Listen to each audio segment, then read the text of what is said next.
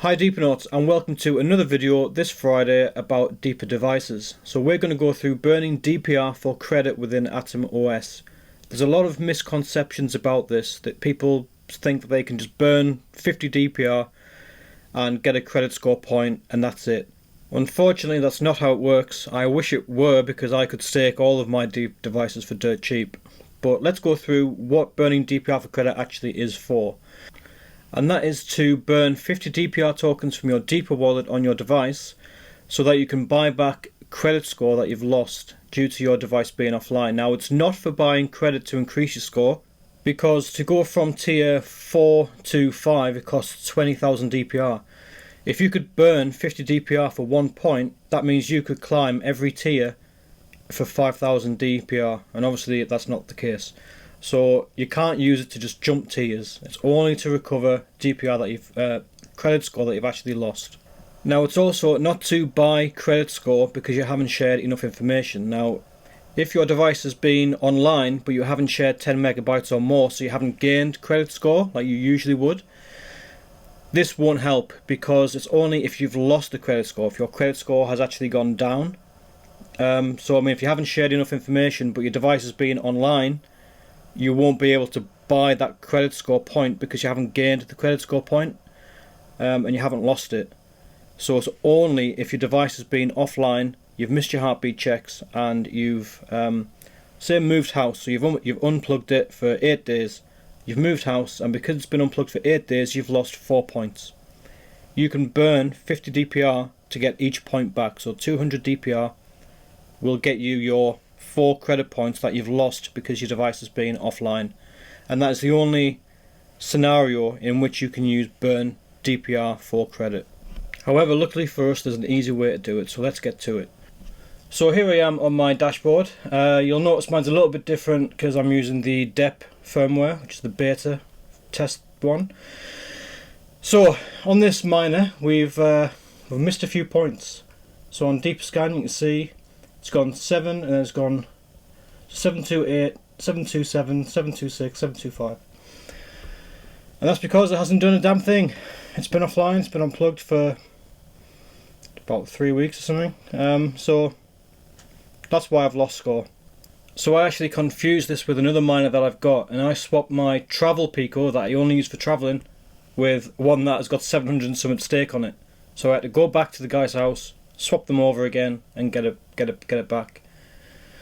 So here we are. It does take a bit of time. So you basically go to the wallet manager, and you'll be able to see really easily if you can burn DPR for score. So just to confirm, we're in the wallet management page. That's our wallet address, and I'm on basic mining 1.0. Current credit is 720. That's how much DPR I've got, and my max credit is 728. And I'm on tier 7. So that is a way how you can tell if you're missing score. If your current credit is less than your max credit, then you should be able to buy credit with DPR, because I'm clearly missing 8. So as in the Deeper Scan example before, that was what happened.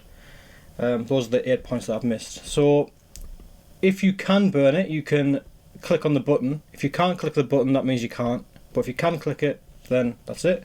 And you move the slider to how much DPR you want to burn for how many points you want. It will only allow you to burn up to the points that you're entitled to. So if only you could slide that slider all the way across to 8 bloody 100, I'd be ecstatic, but of course you can't. And there you go. Once you click OK, you put your password in, and our current credit is now up to date. So 728 out of 728. I can't then buy more, unfortunately, but you can see there it's all updated. So my credit is now 728. And if we go back onto the wallet manager page, you'll soon be able to see that now the button for burn DPR for credit is actually greyed out. I can't click that now because it knows that I have no credit to get back. I'm up to date. And that's how you burn DPR tokens for credit.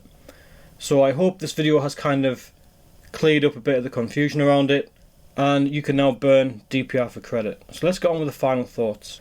So this video was to show you how to burn DPR for organic credit score that you may have lost because your device was unplugged or it wasn't working correctly.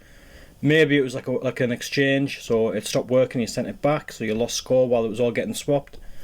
And you can now buy your credit score back anyway.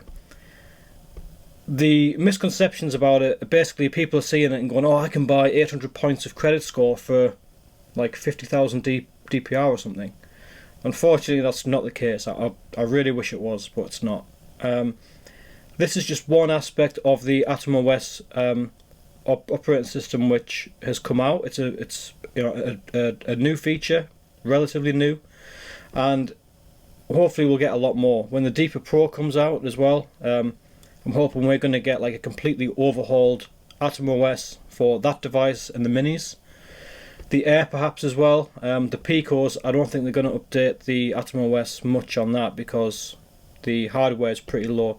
But in the future, I'm hoping that they actually bring out a lot more stuff for the AtomOS. So maybe that Rust desk, which we've all now just got, they're doing a guide for that. Hopefully they bring that out and we can remotely manage our devices. That would be cool, because at the minute, if I really have to, I have to remote connect to the computer that the device is connected to at the other person's house and then do my stuff.